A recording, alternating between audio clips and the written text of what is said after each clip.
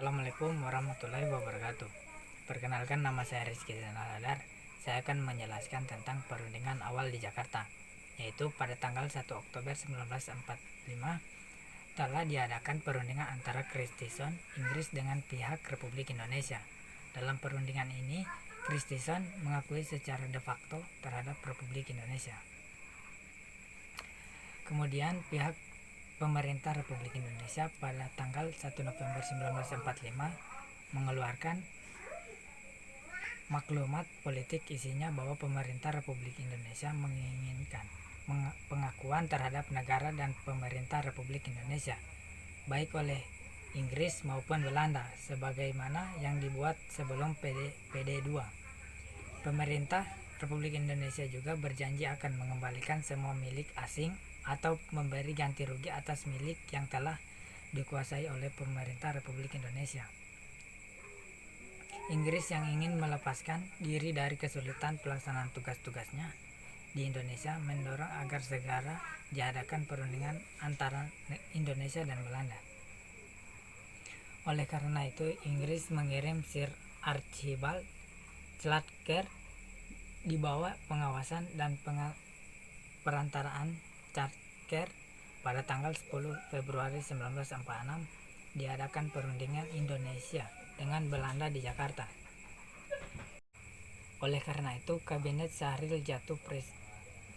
Presiden Soekarno kemudian menunjukkan kembali sebagai Perdana Menteri. Kabinet Syahrir II terbentuk pada tanggal 13 Maret 1946. Kabinet Syahrir II mengajukan usul balasan dari usul-usul Van Mock. Usul-usul Kabinet Syahrir II antara lain sebagai berikut, yaitu 1.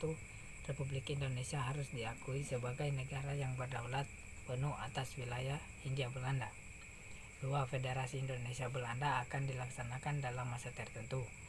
Mengenai urusan luar negeri dan pertahanan diserahkan kepada suatu badan federasi yang dianggotanya terdiri atas orang-orang Indonesia. Dalam perundingan ini, Van Mock selaku wakil dari Belanda mengajukan usul-usul antara lain sebagai berikut, yaitu 1. Indonesia akan dijadikan negara persemakmuran berbentuk federasi, memiliki pemerintahan sendiri tetapi di dalam lingkungan kerajaan Nederland Belanda. 2. Masalah dalam negeri diurus oleh Indonesia, sedangkan urusan luar negeri ditangani oleh pemerintah Belanda.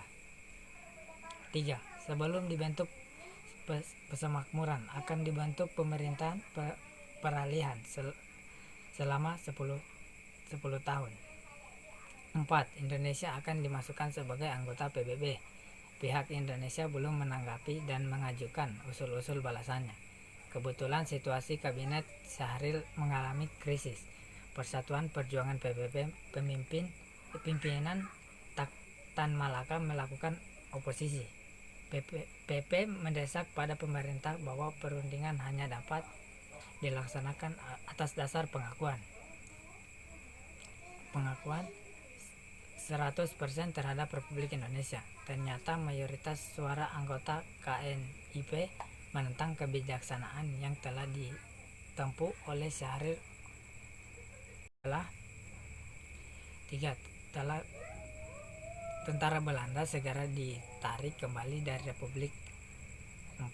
Pemerintah Belanda harus membantu pemerintah Indonesia untuk menjadi anggota PBB. 5. Selama perundingan sedang terjadi, semua aksi militer harus dihentikan. Usul Syahrir tersebut ternyata ditolak oleh Van Mock. Sebagai jalan keluarnya, Van Mock mengajukan usul tentang pengakuan Republik Indonesia sebagai wakil Jawa untuk mengadakan kerjasama dalam upaya pembentukan negara federal yang bebas dalam lingkungan kerajaan Belanda.